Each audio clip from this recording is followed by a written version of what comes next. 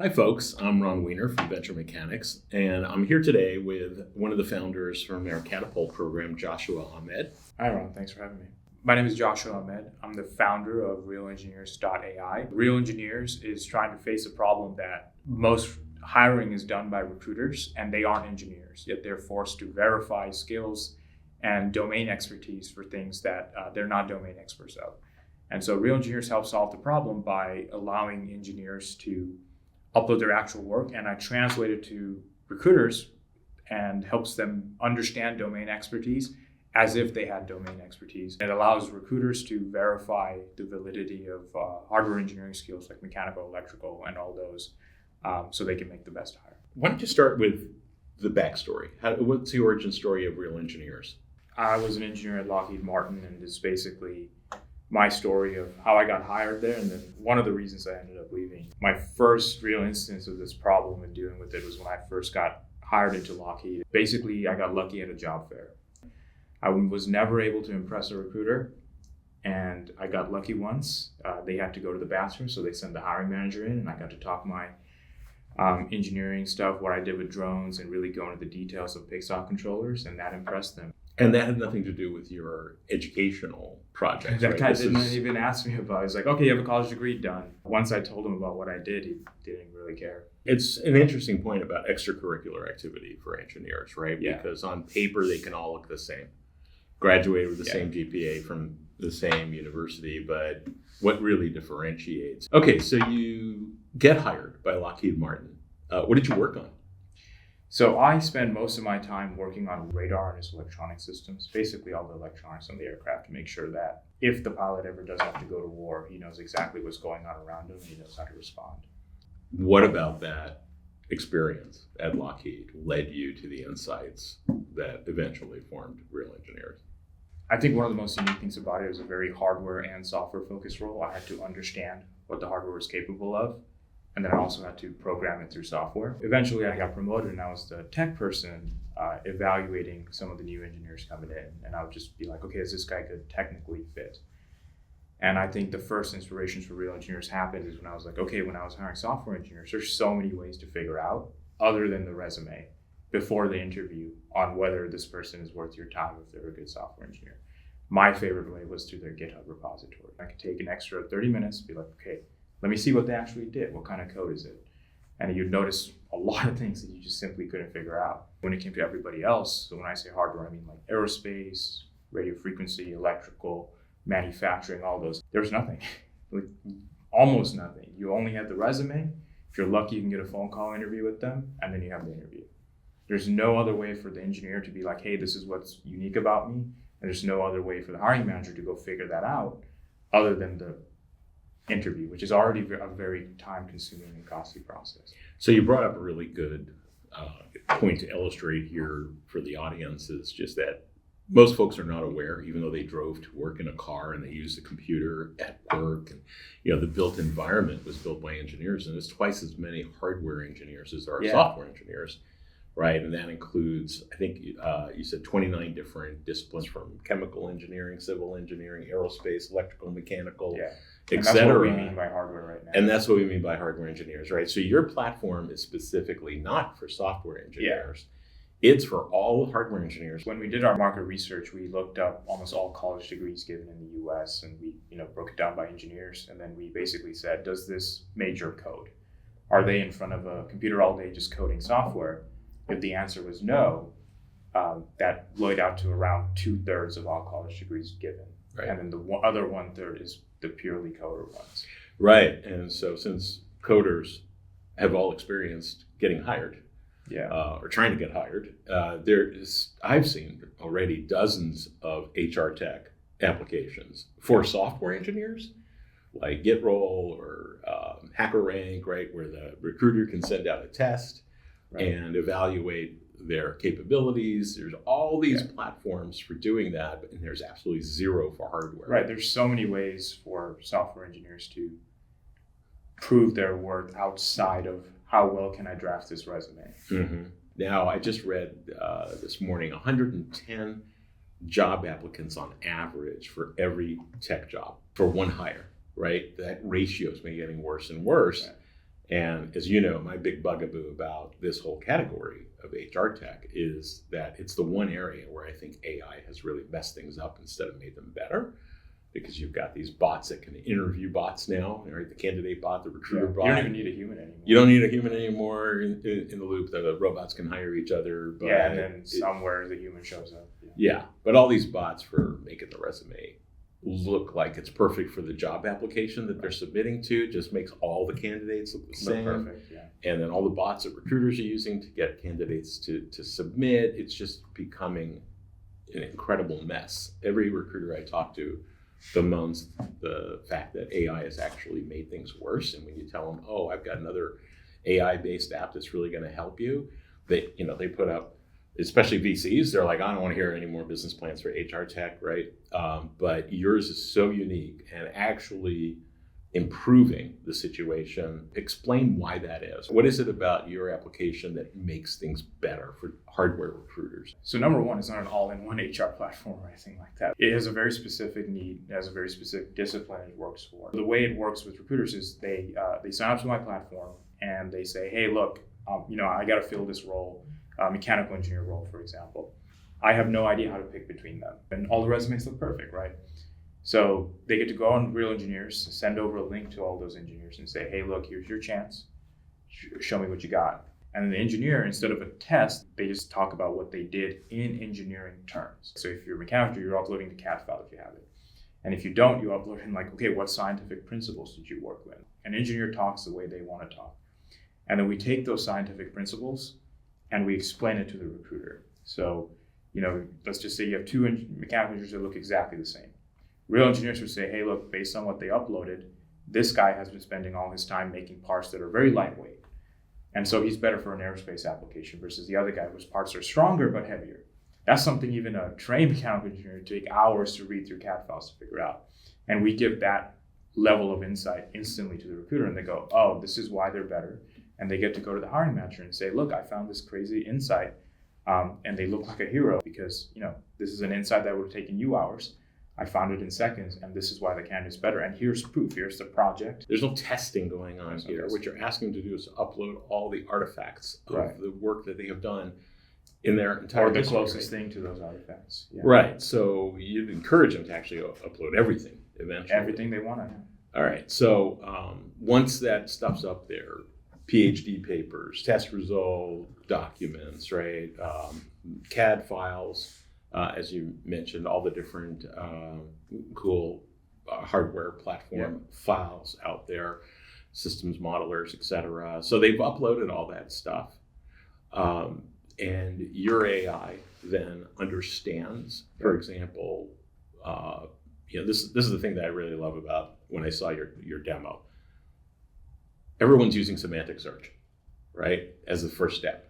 And so if they use semantic search through a pile of resumes in the database and they put in the word Cameo, like the hiring manager says they have to be able to use Cameo, that'll show up as a match. But if they've used Rhapsody, that's the same skill set, very translatable. Yeah. Like you would skip over those candidates if you were just doing a semantic search. But RAG understands the difference between... Yeah, and the magic isn't because it's a better AI or anything. It's just there's context around it because AI is only as good as the data you feed it.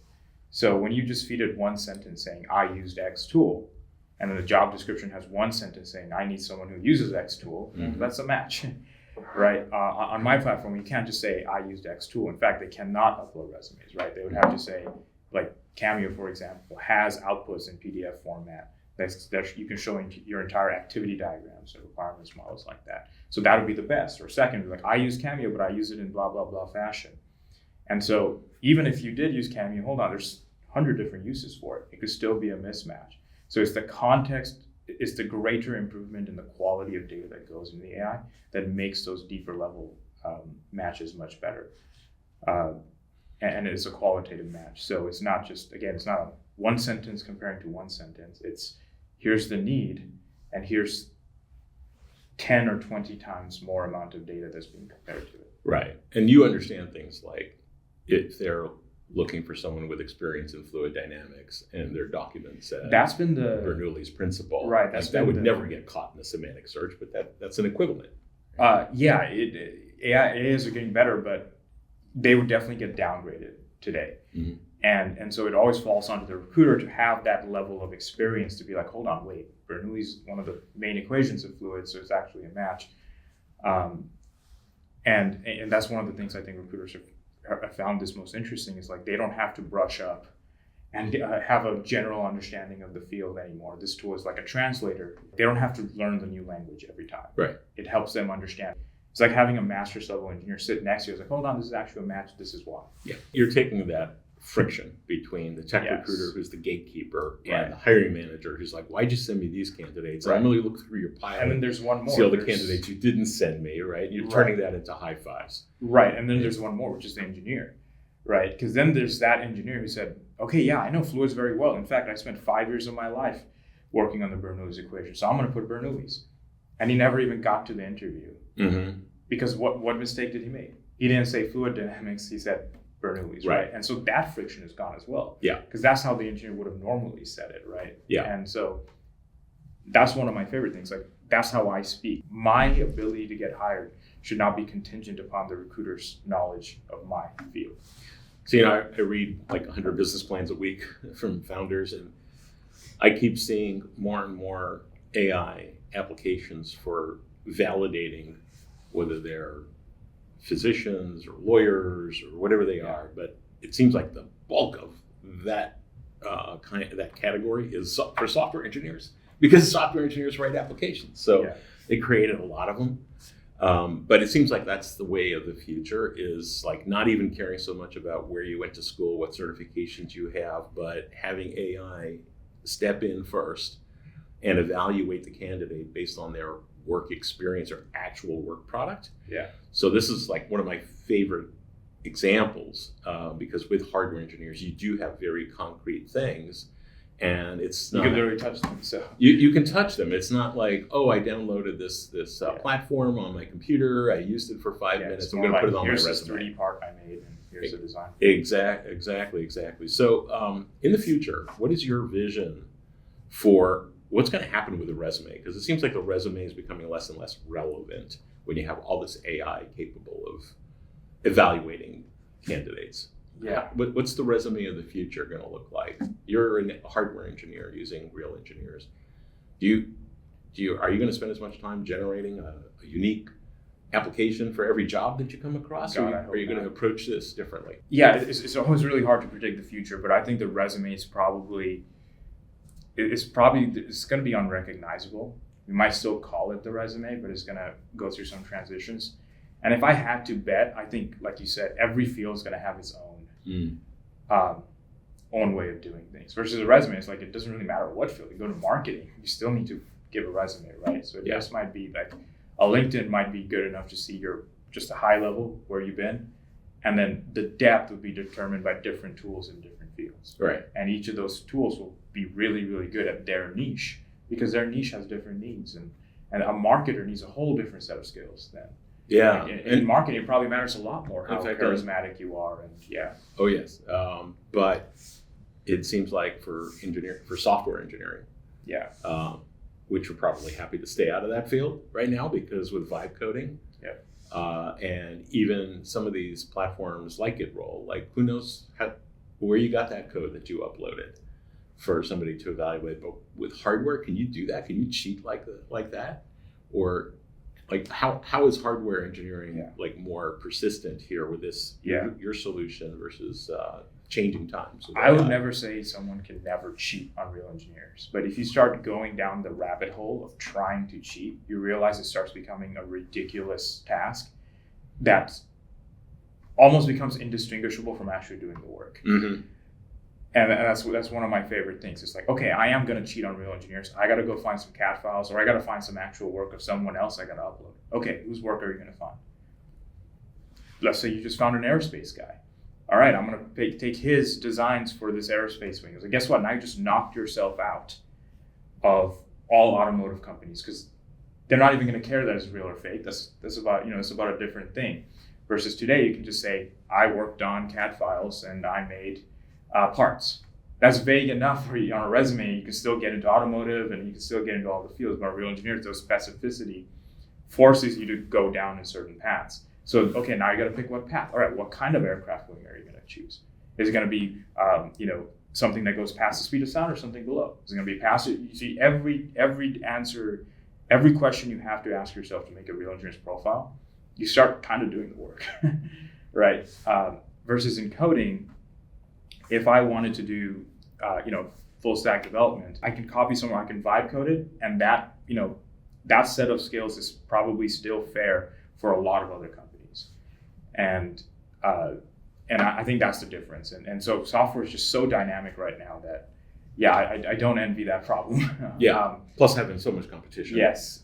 Versus the field I'm going into, it's underserved. It's still impossible to vibe code a CAD file. You can still use AI to help you, but there's still so much more thinking and so much work it takes to make that fake real engineer's profile that at a certain point I'll be like, you kind of just did the work. Right. Did you really cheat? You really, like, answering all those questions, you kind of just did the work. But in the future, I mean, you expect, I assume, that an engineer receives a link from a recruiter, says, please fill out your real engineer's profile, right, to apply for this job.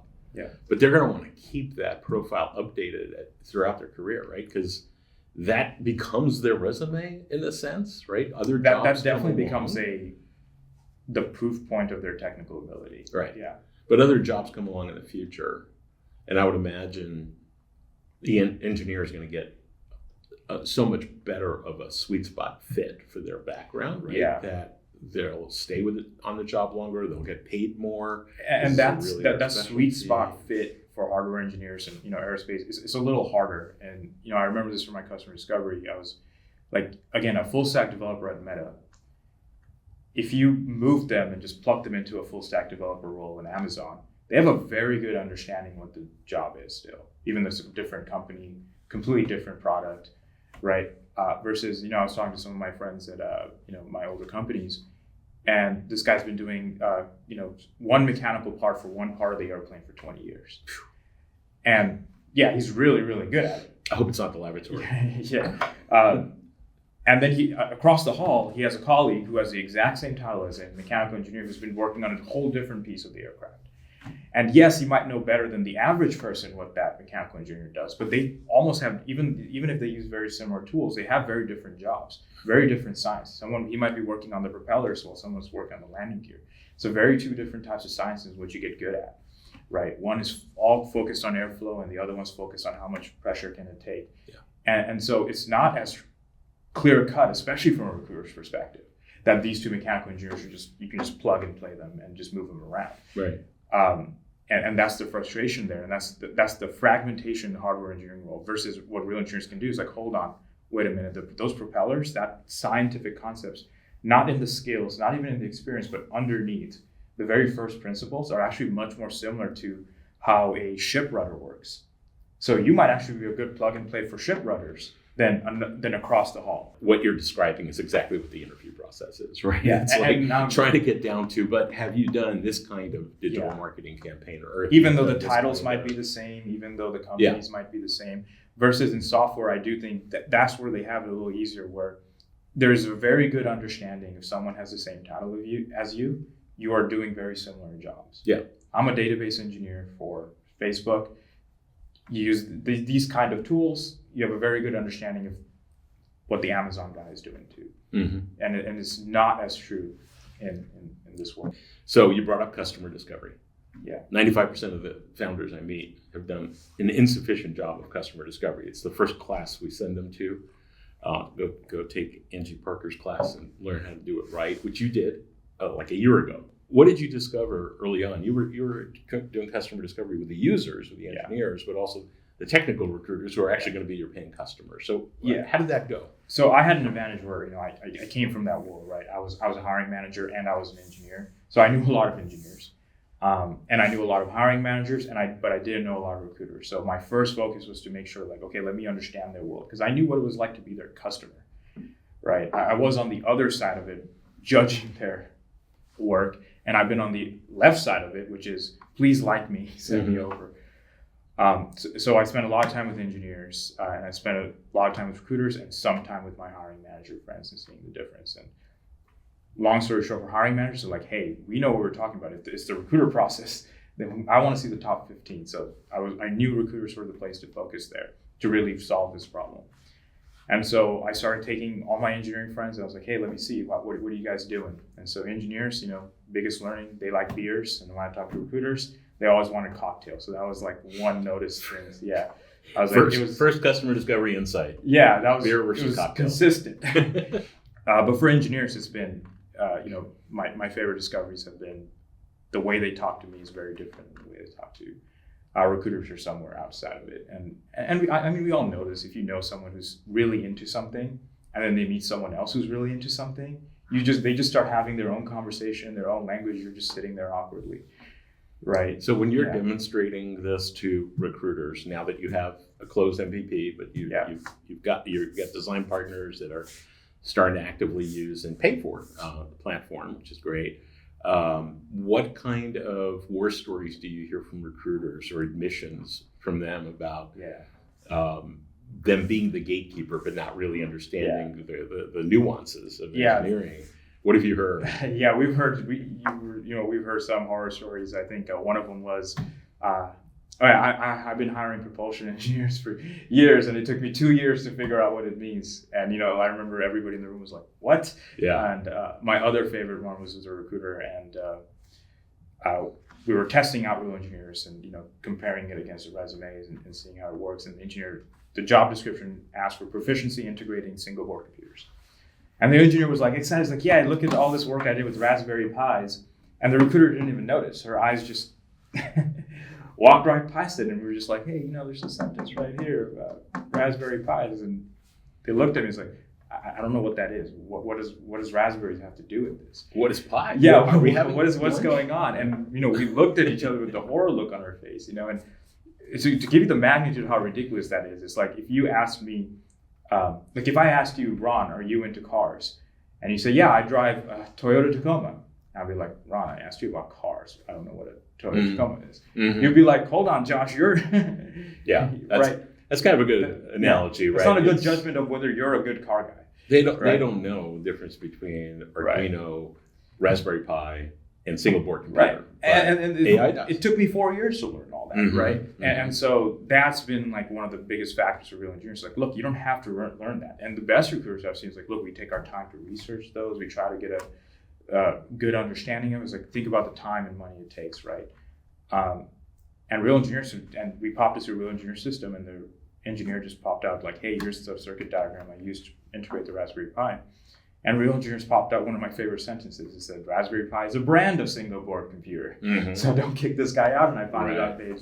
It was a little more, the upshot of all this is that recruiters start with no experience, obviously, right? And they are going to learn on the job. And they're always going to rely on a senior recruiter that maybe is an engineer or at least has been doing this long enough that they know the differences between these things. But you're effectively going to cut the training time down or allow them to use a less experienced recruiter. The way I do it as effective a job, right? Yeah, the way when we talk to recruiters, we usually use a language analogy to do this. It's like, okay, imagine you're traveling to Japan. The more experienced recruiters have been there a couple times. They've brushed up on the language. Are they natural language Japanese speakers? No. But they know some things to get around and go through the touristy stuff, right? And then you hire a junior recruiter. Guess what? They got to start fresh, right? And what I like to say is like, imagine RealEngineers is just, you'll hire a full-time translator with you all throughout your vacation. Google Translate. Yeah. And they're with you to every store, every tourist trap. And so now you get to speak to everybody and they're just helping you. Did you have to learn Japanese? No. Right? But you're having a much better experience because you have a full-time. And then one of the more frustrating things for recruiters is like, all right, next month, I have a whole different job. And the analogy is like, okay, now I got to go to Italy. Well, you just started the whole process up. Now you got to learn Italian, you got to learn the basics. It's like RealEngineers is like, well, I speak fluent Italian as well, so let's go. Right. And so that's what I mean. So now your junior recruiters aren't learning the language, and your senior recruiters are even better now, right? They have a full-time someone who's able to pick out those details that you don't have to research on and keep your tracks on. Right, and then they're passing along the candidate with a RealEngineers link so that the hiring and then there's validation can actually see in this document, on this page, this Let line, me go judge that actual work. They actually wrote about their experience. Like you're citing, Yeah. you're creating citations in their documents. Every answer RealEngineers provides is backed up by parentheses, project, page number. Right. That is super cool. Yeah. Huge time saver. So what's your biggest challenge right now? I think I have good validation. So I know we're closing well. I think now we need to really prove the point with the pilots. And then I think as a company this month, my biggest problem is probably just working out a mature top of the funnel for my sales. Mm-hmm. I need to be able to reach out to more recruiters and get them to see what all the recruiters that are using it now see. And so it's a matter of like getting it out there now. Right. That's exciting. Yeah. That's exciting. So are there any entrepreneurs that you draw inspiration from? The founder of Airbnb, Brian Chesky. I've been finding him inspiring because I just still cannot imagine to this day being a VC and him coming up to me and saying, my idea is that people are going to open up their homes to strangers and they're going to pay them and it's going to rival. I remember thinking that was the most ridiculously stupid idea, and of course I use it because I still can't. and I still can't imagine opening my home to strangers, but it was clearly a good idea, and I find inspiration for that because the main constant question we get is like, what about people with NDA things? What about people with proprietary information? Yeah, let's talk about that. All right, it's like, what are they going to upload on RealEngineers because you can't upload a resume? And I draw inspiration from because I feel like that's the level of hill he had to climb too. It's like, how are we going to convince people to open up their homes and do it? So that's how I feel when people are constantly asking. It's like, okay, but I have nothing to upload. And I think my insight, just like the Airbnb's founder, is that we don't realize how much more we can actually talk about if we just get out of the mentality of trying to put it into 4 bullet points, right? And so and my awakening moment was my interview process through SpaceX. And they have an 8-hour-long interview process, and you have to give an hour-long presentation on the hardest engineering project you've ever done. And I remember when I got that, my heart sank. I was like, what do you want me to talk about? I just spent 5 years at Lockheed, all under secret clearances and stuff. I can't talk about anything. So I was in the same mood that most people are in. It's like, I have nothing to talk about. What you got on my resume is what you get. And the recruiter was like, okay, let me have the manager call you back. And he called me and he said, focus on the math, focus on the science. And I was like, okay. And then I had a wake up moment and I started making that document. And so for me, I used like the one-way radar range equation. It can be found on any Radar 101 book. And I realized, oh my God, I'm enjoying writing this because I don't have to worry about trying to impress the recruiter. And this is the math and science I did. It was all found, you focus on the underneath math and the physics and you realize there's more we can talk about than you ever thought. So again, like the one-way radar range equation. And that's been such an eye-opening moment for me because what I produced there that was actually enjoyable to produce is more reflective of how my quality as an engineer, and is far better quality than any resume can ever represent me. And that's what you'd upload. And I think once people see that light, they'll say, okay, yeah, but I have so much to say about this classified thing I did because, well, it's classified, but the speed of sound isn't classified, right? Right. And you focus on that math. And that is what differentiates you. There's that unique detail. The devil's in the details. That unique detail is what separates you with someone else who has the exact same title, who might have went to a better school than you. Right. Or things like that. So like GitHub, obviously at some point you're going to have an enterprise level version where it's proprietary and classified information is protected. And engineers can still upload all the stuff that they've done extracurricular, for nonprofits, for whatever, for their hobby, whatever. Yeah. It's all going to be useful in this process of getting their next job. But I heard you talk about a TurboTax interview. Is that the idea here that something like that? They can either write a document themselves or you can prompt them? We're working on it. Yeah, we're working on it. We wanted them to, again, being inspired by the SpaceX and Blue Origin interviews. It needs to be about the technical stuff, and we'll guide them through it in a very similar way those companies guide people through the interview process now. Yeah. Just like when I asked them, I was like, "What do you want me to say?" And so we took inspiration from that, and we're just going to have people focus on the math and focus on the physics, and we guide them through it. And from my testing so far with other engineers, especially the ones who've gone to those companies, those are the ones the easiest to explain because they've gone through that experience. Mm-hmm. The ones that haven't, is like you start explaining and then this aha moment. And they're like, oh yeah, it's just, and I realize it's untraining their normal job advice they get from recruiters, right? They say, give me the impact and make it sound as bombastic as possible. Yeah. Right? And for us, it's like, no, give me the details of what you actually done. And naturally, that's how engineers talk. Right. We have to train ourselves for the other way. So I have to untrain them back to their natural state. And so that's the TurboTax type approach that we're going to take to get those engineers to understand, oh, that's what I upload. Especially when everything, their actual work artifacts are behind the NDAs. So my last question for you. What is your vision for transforming this whole hardware recruiting industry? I think one of my favorite things about RealEngineers is that there is no difference between making a better RealEngineers profile and just being a better engineer. You hear stories in software engineers, like 13-year-old software engineer that got hired at SpaceX or something, right? And why? Like, they don't have a college degree. How do you know they're good? It's because they have so many platforms to show that they're good. I would love RealEngineers to make that happen for a hardware engineering field. Like an electrical engineer who barely went to college but made this cool circuitry. He didn't even realize it was cool. But he uploaded to RealEngineers and a recruiter found it, who've never built a circuit in their life but realized how unique and special it was. And he or she gets a place and goes like, you know what, I don't even want to go to college anymore.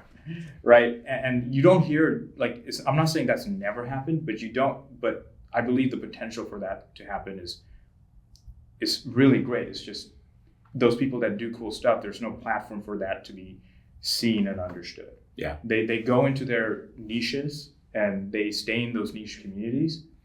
But the people who can really amplify it and get value out of it can never find it. And even if they have the ability to understand it, they don't have the time to read it or the time to really dig into it. And I think RealEngineers can make that happen, just like a software engineer today can just make something like, I'm not even going to go to school. I'm just going to make something cool and make a startup out of it. Yeah, those are the most interesting people to me. Yeah. They didn't all learn things the same way. All MBAs learn things the same way. Give me the one who didn't get an MBA, but takes different approaches. I got enough MBAs on the team, but then the ability to assess someone's actual work experience and verify it. Like, I look at RealEngineers as almost a verification tool. Yeah. Just like it's verifying and also seeing for like conceptual relevance. Mm-hmm. Again, going back to my story, like when I first got hired, the project I did was I used a LiDAR to have the drone automatically figure out its own altitude. So in case the pilot messes up, it won't just go crash in the ground and be like, hey, I'm getting too close. Mm-hmm. I, at the time, barely knew about radars. I didn't even know that it was really that applicable. I really just got lucky by talking to that right manager and completely changed the course of my life. Yeah. Right. And if I still ask myself, like, would I have applied to radar jobs? No. Right. I wouldn't have. Right. And it wasn't that my experience was relevant. My title definitely wasn't relevant. I had a bachelor's degree in mechanical engineering, so not electrical. But the conceptual match was there. And that conceptual match is what RealEngineers is able to make. And what makes the hardware different is because there's so many variations of it, right? Software has their languages. There's, maybe, 1,000 different programming languages or something. In that analogy, the concepts that hardware engineers deal with, there's probably a, magnitude of 10 times more. Mm-hmm. Like just in fluid mechanics, mm-hmm. right? There's Bernoulli's and Navier-Stokes. There's so turbulent versus Labian flow. Yeah. Each one of those, there's like entire PhD areas of study you can get into. And so that finding conceptual matches underneath that experience is what's missing. Mm-hmm. And so who wins is the ones who can make their LinkedIn profile the most vague. Like, Right. I can't say ironic. I made my original LinkedIn profile. Like, hey, I did radars. I specifically focused on electronic warfare. No hits. Mm-hmm. I picked the generic title RF engineer, and I got way more hits. So people are rewarded for being generic and hiding their uniqueness. Were there any of those hits? Yeah. People looking for someone to put an antenna up on? Yeah, and I was like, that's not what I did. Yeah, even though I realized our titles are the same with someone at T-Mobile or something like mm-hmm. that. And I think a lot of people outside the fields don't see that. Like there's job titles that sound completely different, do the exact same jobs. And then there's job titles that that are exactly the same, but they do completely different jobs. So if I understand this right, the technical recruiter is the one that sends an email out to the candidate and say, hey, we think you might be a fit for this job, but you don't have your RealEngineers profile filled out yet. If you did that, then you can potentially qualify for this really great job. So they go out and they upload all the relevant stuff. They build their profile. It's free to the engineer, right? Mm-hmm. Will this ever be a useful like reference tool for referral tool, right? Yeah. So like a recruiter can see the other people on the project and confirm with them. It'll be deeper than that, because if I just reference you worked in, the recruiter still doesn't know exactly how our responsibilities are split up. RealEngineers will be able to say, hey, look, these are the other people tagged in that project. I know you're very interested in the electrical part, but based on looking at his project and the other contributor on this project, this guy clearly had all the circuit diagrams in his project. So he's actually the one who did all the electrical stuff, not this one. I just love the idea of being able to verify with other team members, because nobody ever gives you bad references with their resume, right? And so he was. That's why the coolest team member, but did he actually? That's why the project connection is really important. I didn't just accept you like a LinkedIn. It's like, if you really didn't do anything, what are you going to upload in reference to that project for me to connect with you? Yeah, and if it's the same document, I'll know. But I also like the idea of being able to do reference checks with, and that's how I use LinkedIn, right? Yeah. It's like, oh, we're mutually connected to this person. I'm going to call them. They were not on the references list. But that's the first way I started using LinkedIn was if I have a trusted contact who had worked together with that person before, I'm going to get a much more frank answer than the people who said, yeah, you can use me as a reference. Yeah, right. But now LinkedIn's just, everybody's collecting references. Like, it's become a little cheap. It takes two buttons. Out of scope for this conversation, but yes, there's a lot of problems with what LinkedIn has turned into. And it's kind of ironic to me that Microsoft owns LinkedIn, they own GitHub. And they own GitHub. And there's no integration between those two, even though they're in two browser tabs at the same time on every software recruiter's website. So let me ask you a question about how are you going to get investors their money back? What is your exit strategy? What kind of companies are out there, besides Microsoft, obviously, that would find this of strategic value? So I think Microsoft's probably like the biggest one. I think they'll look at this, if I'm successful, and go, why don't we just integrate this with GitHub and LinkedIn? And now people have a depth of reference for their things. So I think that would be the biggest one. And then there's people like, there's a lot of companies that always try to compete with Microsoft in that way. So there's Indeed, all the job sites that would want to do it. It's like, hey, this is where this niche comes. Like if you're part of this niche, that's why partially why the company's called RealEngineers. If you're part of this niche and you want to prove that you're part of this niche, this is where you show it up. There's also like, obviously enterprise licenses, big companies like Dassault Systems, Siemens, Atlassian, they always try to compete with Microsoft in different ways. So this would be a good way to, because Microsoft kind of owns the software niche right now with GitHub and LinkedIn, right? So it'd be a good competitive advantage if you want to. So Dassault owns SolidWorks and SolidWorks, they own a lot of and Siemens has been rolling up engineering platforms. And in order for RealEngineers to work, we would be inputting a lot of their outputs of all their file formats. Yeah, I can see that. The other thing that might be cool is for them to use RealEngineers to get to like early in their career engineers that lost their free credits when they left college, and promote their platforms, give away free credits like AWS and it should be like give away free credits. Oh, you don't know what to upload on RealEngineers? Well, here's some free credits. Go do something cool and come back. Yeah. Download an app that you never even had access to in college because Dassault kind of dominates that channel, but there are dozens of other packages that engineers use that don't have as many colleges teaching those classes, and you can get certified online. Certainly, so it seems like you're also a distribution channel potentially for a lot of those software companies, very, very technical software companies trying to get to hardware engineers.